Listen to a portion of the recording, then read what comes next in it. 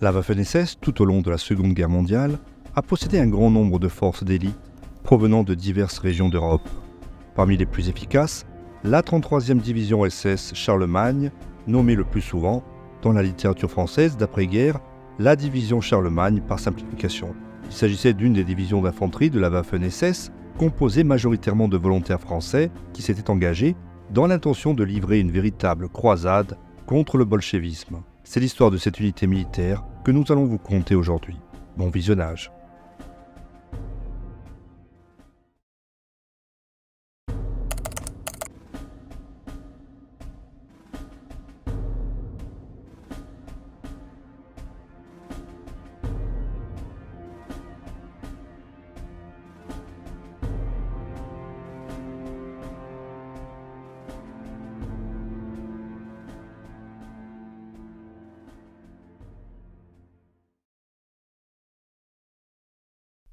L'armée multinationale, si l'on peut l'appeler ainsi, élevée par le Troisième Reich tout au long de la Seconde Guerre mondiale, comprenait en effet un grand nombre de forces d'élite de diverses régions d'Europe.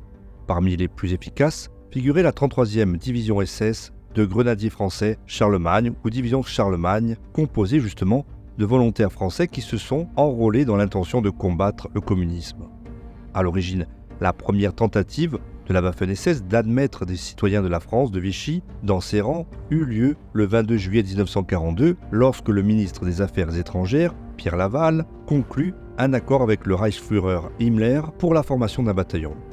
C'est ainsi que s'installa à Paris le commandement SS français qui, avec la police allemande, devait s'occuper du recrutement à partir de l'année 1943. Les candidats au SS français devaient passer pour cela des tests au centre de recrutement situé en Alsace, puis les soldats étaient transférés à l'école de Bad Tölz en Allemagne et les officiers à l'école de Posen-Tresckow. Les tests physiques de sélection ayant été très difficiles, seuls 500 des 1500 candidats les réussirent, leur nombre se portant à 1000 en septembre 1943, donnant naissance de ce fait au bataillon SS des grenadiers français. Le bataillon SS français fut par la suite transféré au début de 1944 à la caserne de Nedzącice, dans la région de Bohême centrale de l'actuelle République tchèque. Le bataillon SS Grenadier était alors composé de 3 compagnies équipées de petites armes de poing ou bien d'armes anti-chars Panzerfaust et commandé, entre autres, par le lieutenant-colonel Paul-Marie Gamory du Bordeaux. Le 30 juin 1944, l'unité quitta ainsi le protectorat de Bohême-Moravie pour entrer en Slovaquie et se déployer au nord-ouest de l'Ukraine, dans l'ancienne province de Galicie, au sein de la 18e division SS de grenadiers, une unité appelée également division Horst-Wessel, et qui défendait la région autour de la ville de Sanok, précisément là où se trouvaient les colonnes de l'armée allemande. Celle-ci avait déjà commencé le retrait après l'offensive de l'armée rouge dans le cadre de l'opération Bagration, une offensive d'été des soviétiques menée depuis le 22 juin 1944. Et c'est ainsi que le 9 juillet 1944, le bataillon SS composé de Français reçut son baptême du feu lorsqu'il fut victime d'un puissant bombardement d'artillerie sur ses positions à Sanok, ainsi que d'une incursion des partisans communistes à l'arrière. Le lendemain 10 juillet, la première compagnie SS abandonnait ses tranchées et la deuxième compagnie fut encerclée par des tireurs d'élite ennemis auxquels elle parvint miraculeusement à s'échapper le 11, après avoir atteint la voie ferrée vers Cracovie. Ce fut d'ailleurs dans ce secteur que le 13 juillet, les troupes françaises organisèrent une attaque épique avec laquelle elles repoussèrent les soldats soviétiques. Une manœuvre qui permit à la première compagnie d'effectuer plus facilement une marche de 2 km sur l'arrière-garde ennemie le 15 juillet, libérant un groupe d'Allemands encerclés. Jusqu'au 19 juillet 1944, et après plus de 5 jours de résistance, le bataillon SS dut entamer le repli le long de la voie ferrée Sanok-Varsovie après avoir subi plus de 120 pertes. C'est ainsi que les 800 rescapés se réfugièrent à une quinzaine de kilomètres à Mielec, sans cesser à aucun moment les combats, car dans la nuit du 19 au 20 juillet, l'armée rouge avait poursuivi inlassablement son offensive. Défendant chaque pouce de terrain, les Français s'accrochèrent à leur position et résistèrent au bombardement d'artillerie lourde, ainsi qu'aux lance-roquettes Katyusha. Seule une communication radio les avertit qu'ils allaient être encerclés, ce qui permit aux 300 derniers Français de s'échapper aussitôt et de se retrancher le 21 juillet dans la ville voisine de Mokres. Malheureusement, le répit ne dura même pas 24 heures, car le 22 juillet, l'armée rouge reprit de nouveau l'assaut. Le 24 juillet 1944, soit 2 jours plus tard, le bataillon était réduit à seulement 150 hommes. L'unité fut en conséquence évacuée vers la Pologne et stationna dans la ville de Tarnów, les pertes étant estimées à 840 hommes, les pertes comprenant aussi bien des morts, des blessés que des disparus. À noter que 60 croix de fer furent décernées, dont beaucoup à titre posthume. À la suite de cette expérience, le bataillon SS français fut dissous pour rejoindre la brigade SS française de grenadiers Charlemagne qui était en train de se former en France. C'est en effet officiellement en août 1944 que le projet de création de la brigade SS française de grenadiers Charlemagne obtint le feu vert des autorités. Ces rangs étaient composés par 3 unités militaires françaises existantes qui avaient combattu aux côtés de l'armée allemande sur le front de l'Est ainsi que pour le régime de Vichy contre la résistance française. En l'occurrence, la Légion des volontaires français, le bataillon SS des grenadiers français, ainsi que la milice française. 3 unités que je vais développer brièvement ici. Tout d'abord, la Légion des volontaires français était composée de 2000 hommes, sous le commandement du commandant Eugène Jean Bridoux, qui avait déjà combattu contre l'armée rouge sur le front de l'Est au cours de la bataille de Moscou et de l'opération Bagration. La Légion fut alors transformée en 57 régiments français de grenadiers SS le 10 août 1944. Malheureusement, une partie des volontaires qui jusque-là avaient appartenu à l'armée allemande ne fut pas d'accord pour rejoindre la Waffen-SS, produisant plus tard un affrontement au sein de la brigade.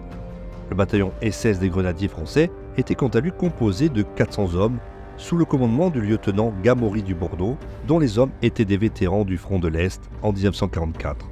Et ils étaient regroupés au sein du 58e régiment SS des grenadiers français. Enfin, la milice française, qui était composée de 2500 paramilitaires des forces du régime de Vichy et qui représentait la principale source de bénévoles.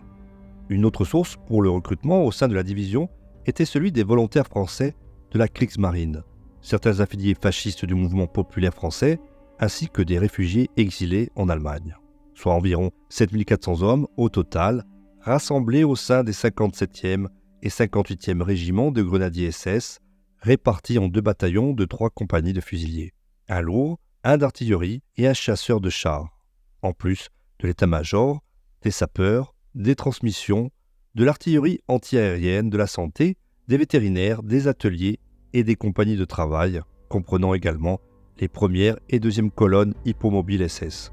L'unité était officiellement commandée par le colonel Edgar Puot, alors qu'elles étaient en fait supervisées par le général allemand Gustav Krukenberg. En effet, l'ensemble de la formation de la brigade était commandé par ce même général Krukenberg, tandis que le lieu d'enseignement dépendait des unités et des grades. Fait intéressant, alors que la 3e compagnie du 57e régiment effectuait son entraînement à Cernay en Alsace, elle fut mobilisée dans la nuit du 26 août 1944 lorsqu'un officier allemand affirma avoir vu des parachutistes tomber près de la zone. C'était en réalité une centaine de résistants français qui tendaient une embuscade aux membres de la 3e compagnie de fusiliers SS qui, répondant aux tirs ennemis, finirent par encercler les partisans jusqu'à leur reddition. Cet événement, qui marqua le premier baptême du feu de la brigade, signifia aussi sa première victoire car sans subir de pertes, les Français capturèrent une centaine de prisonniers.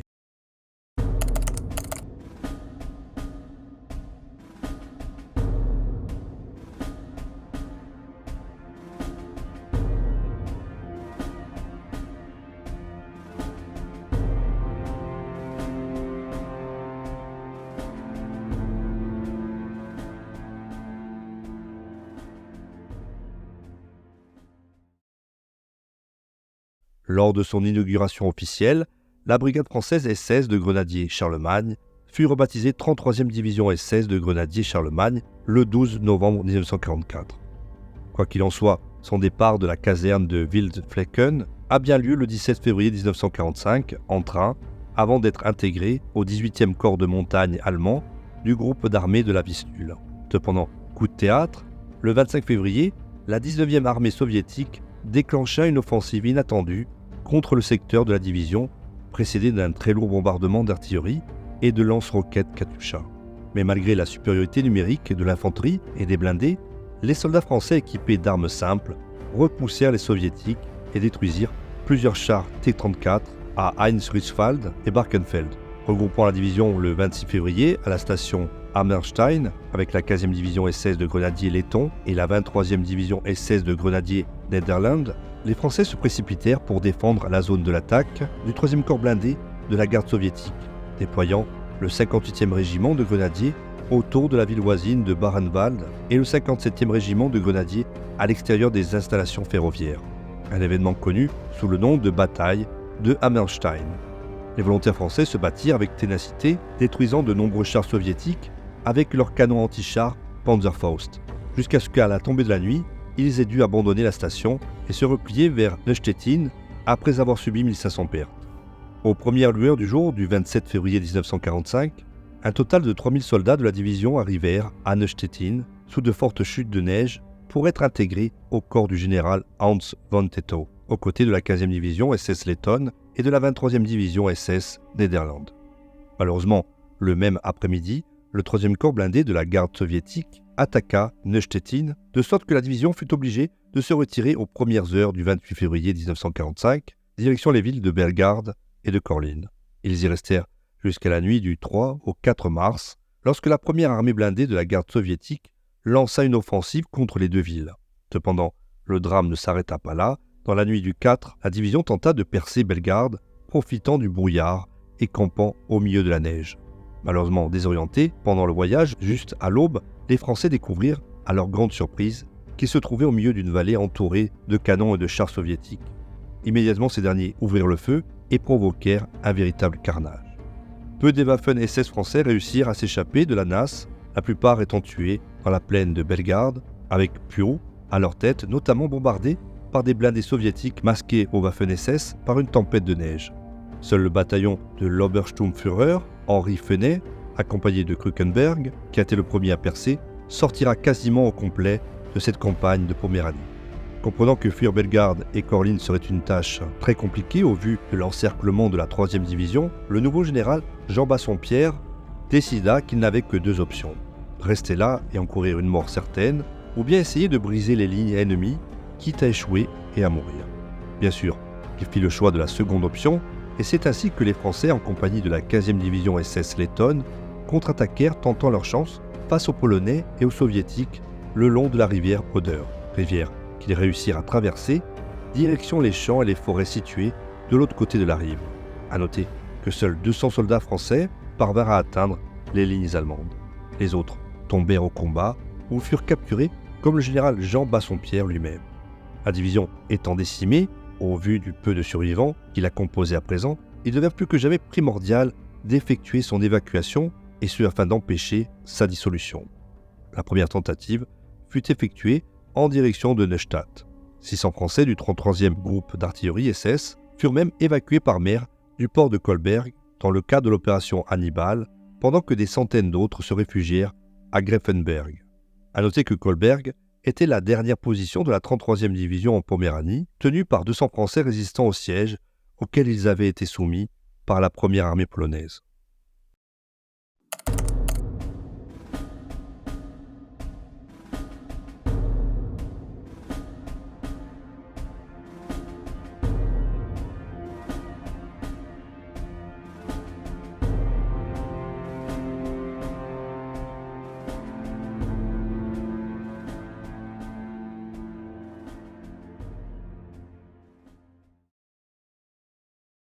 Séjournant aux frontières de l'Allemagne de l'Est tout au long du mois d'avril 1945, les volontaires du régiment se retrouvèrent soumis à une tension insoutenable due aux avancées constantes de l'armée rouge et au bombardement de l'aviation soviétique. Heureusement, au milieu du mois, les Français retrouvèrent le moral lorsque les Allemands leur donnèrent un équipement de pointe composé de mitraillettes STG-44 modernes et d'innombrables canons anti-chars Panzerfaust avec suffisamment de munitions pour leur dernier défi, la bataille de Berlin. Fin avril, les membres du régiment Charlemagne entamèrent donc leur voyage vers la capitale allemande. Arrivés aux abords de la ville, les volontaires durent descendre de leurs véhicules afin de longer les canaux d'eau et ponts préalablement dynamités par les sapeurs allemands. Enfin, quelques heures plus tard, dans la nuit du 24 au 25 avril, l'armée rouge fermait le siège de Berlin avec un total de 500 soldats français à l'intérieur de la ville. Coup du sort à la bataille de Berlin ne commença pas sous les meilleurs auspices pour le régiment, car lorsque l'unité fut déployée à l'extérieur de l'aéroport de Tempelhof, Un char allemand King Tiger prit aussitôt les Français pour des soviétiques, ouvrant le feu sur eux et tuant 17 personnes par erreur. Résolvant la confusion, le régiment se retrancha dans les installations de l'aéroport et repoussa les soviétiques à 2 reprises par des contre-attaques soutenues par les volontaires scandinaves de la 11e division SS de grenadiers Nordland. Cependant, une fois que les troupes soviétiques eurent pris d'assaut l'aéroport de Tempelhof, les Français se replièrent, ne pouvant rien faire face à l'énorme blindage des chars russes. Heureusement, la plupart des Français ont réussi à se cacher, stoppant l'avancée ennemie et pulvérisant 14 chars soviétiques. Sans aucun doute, la plus grande action menée par le régiment SS Charlemagne eut lieu le 29 avril 1945, lorsqu'une colonne blindée soviétique composée de chars Staline IS-2 et T-34, circulant sur la rue Wilhelmstrasse, a été interceptée et logiquement prise en embuscade. C'est en effet là que des dizaines d'hommes accroupis et équipés de leur Panzerfaust se sont penchés au balcon et aux fenêtres afin de décharger une pluie d'acier contre les véhicules blindés. De leur côté, les forces SS, équipées quant à elles d'armes conventionnelles, commencèrent à tirer sans discernement sur l'infanterie soviétique qui, dans la panique, dut s'enfuir. Grâce à cette action militaire, toute la colonne soviétique fut anéantie et 128 chars russes T-34 ou Staline IS-2 furent détruits, ce qui releva tout de même de l'exploit. À la tombée de la nuit du 1er au 2 mai 1945, le régiment entama l'évacuation de Berlin. Cependant, suite à une embuscade soviétique, le général Gustav Krukenberg fut capturé et le général Henri Fenet fait prisonnier également. À signaler tout de même qu'en dehors de Berlin et de l'Italie, il y avait aussi d'autres unités du bataillon Charlemagne qui combattaient les troupes américaines et britanniques. Officiellement, le 3 mai 1945, les restes de la 33e division SS Grenadiers Charlemagne, qui existait autrefois, se rendirent au 21e groupe d'armée britannique sous les ordres du maréchal Bernard Montgomery. À partir de ce moment, l'unité française de la Waffen-SS fut dissoute et cessa d'exister pour toujours.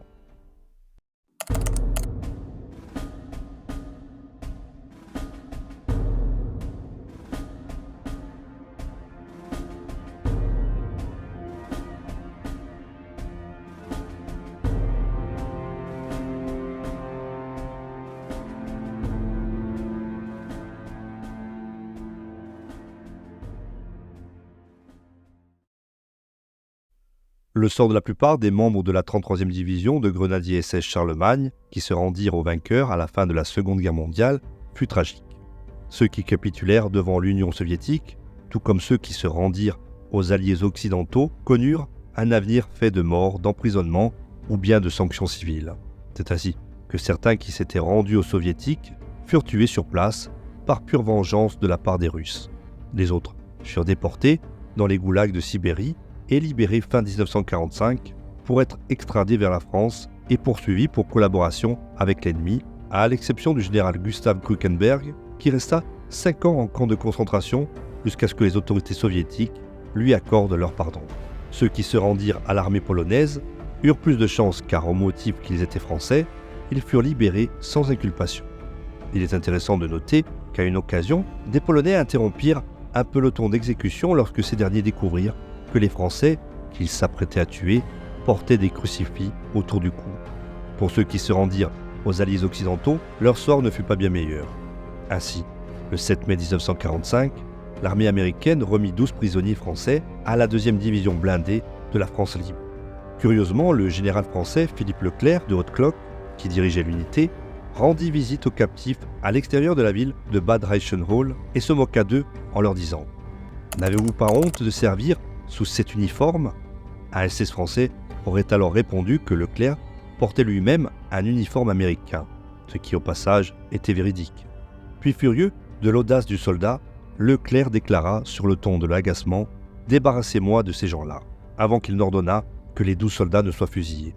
Bien que quelques clichés photographiques furent pris lors de cette rencontre entre Français, ce crime de guerre manifeste est resté caché pendant 2 ans, jusqu'en 1947, lorsqu'un prêtre nommé Maxime Gaume, qui avait assisté à l'événement avec des soldats américains stupéfaits, est finalement signalé l'incident aux autorités, ce qui aurait presque coulé la carrière du général Leclerc s'il n'avait pas perdu la vie dans un accident d'avion au-dessus de l'Algérie quelques mois plus tard.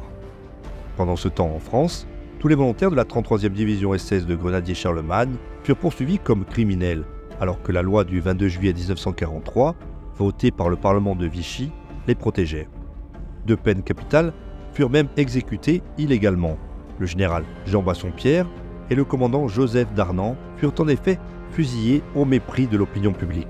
Dans le même temps, le général Henri Fenet fut condamné à 19 ans de prison et d'autres petits chefs comme l'aumônier Jean de Mayol de l'UP furent condamnés à des peines allant de 5 à 10 ans. Quant aux membres restants de l'unité, ces derniers furent libérés en 1946, la 33e division SS de grenadiers français Charlemagne n'ayant pas été accusée de crimes de guerre. À signaler que tous ces vétérans n'eurent droit à aucune pension ou invalidité, pas même les blessés de guerre qui subsistèrent longtemps après la fin de la guerre, dans une grande pauvreté, certains vivant même de mendicité. Ce n'est que lorsque la République fédérale d'Allemagne commença à verser aux volontaires français leurs soldes d'anciens membres de l'armée allemande que les anciens combattants purent enfin commencer à vivre dignement. D'autres préférèrent s'exiler et disparaître de la vie publique, comme le général Jean Bridoux par exemple, ou encore commencer à servir leur patrie en s'engageant dans le bataillon d'infanterie légère d'outre-mer de la Légion étrangère afin de poursuivre la lutte contre le communisme lors de la guerre d'Indochine de 1946 à 1954. J'ai d'ailleurs fait une vidéo sur le sujet et je vous mets le lien en description. Quoi qu'il en soit, au cours de la période d'après-guerre, la 33e division SS de grenadiers Charlemagne commença à finalement être considérée dans les milieux militaires et historiographiques comme une unité d'élite de premier ordre.